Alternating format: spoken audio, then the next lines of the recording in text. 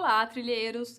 Nessa aula, nós vamos estudar sobre os menores de 18 anos, que são considerados inimputáveis pelo Código Penal. A inimputabilidade do menor de 18 anos está prevista no artigo 228 da Constituição Federal e também no artigo 27 do Código Penal.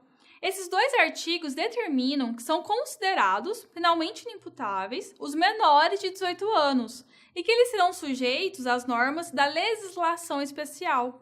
Essa legislação especial é o Estatuto da Criança e do Adolescente. Quando uma pessoa é maior de 18 anos, tem uma presunção que essa pessoa é considerada imputável. E a pessoa que tem menos que 18 anos é considerada inimputável. Então, quando o menor cometer um ato ilícito, quem vai regular é o Estatuto da Criança e do Adolescente. E o ECA não fala em crimes, mas sim em atos infracionais. Também não fala em penas, mas sim em medidas socioeducativas. Pessoal, é importante a gente diferenciar quem é criança e quem é adolescente, porque as consequências são diferentes. A criança é quem possui até 12 anos de idade.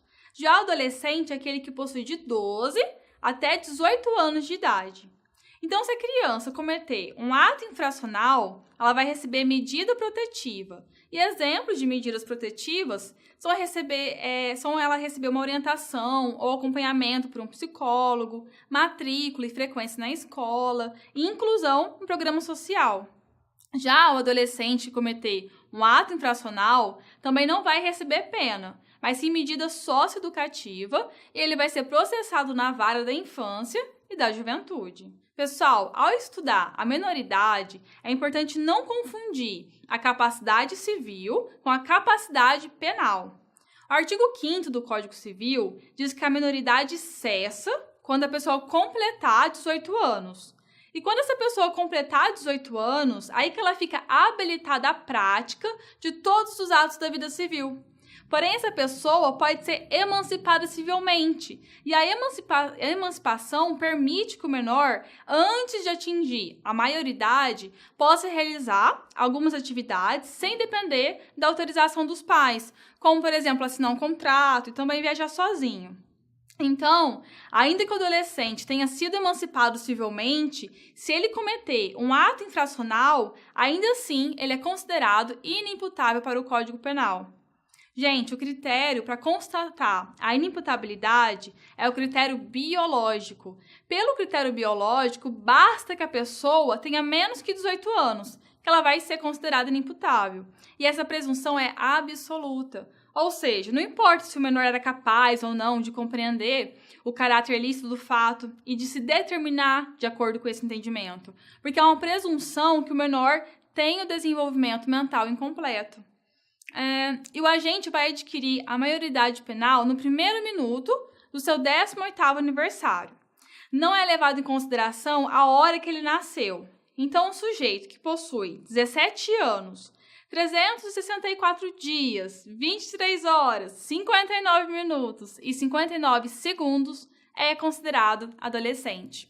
Mas se hoje, à meia-noite, ele completa 18 anos e ele cometeu um crime, aí ele vai responder pelo Código Penal e não mais pelo Estatuto da Criança e do Adolescente. Mas vamos imaginar o seguinte exemplo. E se uma pessoa praticou um ato ilícito quando tinha 17 anos, mas faltava meia hora para completar 18 anos? Então, meia hora antes de completar 18 anos, esse adolescente desferiu algumas facadas na vítima. E essa vítima somente faleceu quando era 1 hora. Ou seja, a 1 hora, o agente já tinha completado 18 anos. Então, relembrando, ele desferiu as facadas quando tinha 17 anos, mas a vítima só faleceu quando ele completou 18 anos. E aí? Quem vai definir as consequências? Será o ECA ou o Código Penal?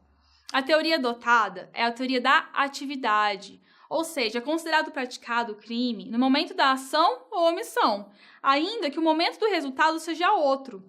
Então, nesse exemplo que eu dei, vai ser aplicado para o menor o Estatuto da Criança e do Adolescente. Então, dado esse exemplo, outro ponto que é importante destacar é que não pode confundir a inimputabilidade com a menoridade relativa. A menoridade relativa é a faixa etária acima de 18 e abaixo de 21 anos. E quem possui a menoridade relativa tem 2 direitos: a circunstância atenuante e também redução no prazo prescricional.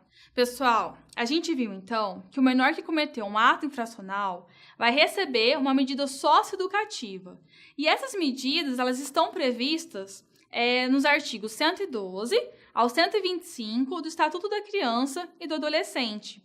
E essas medidas podem ser advertência, obrigação de reparar o dano, prestação de serviços à comunidade, liberdade assistida, semi-liberdade e internação.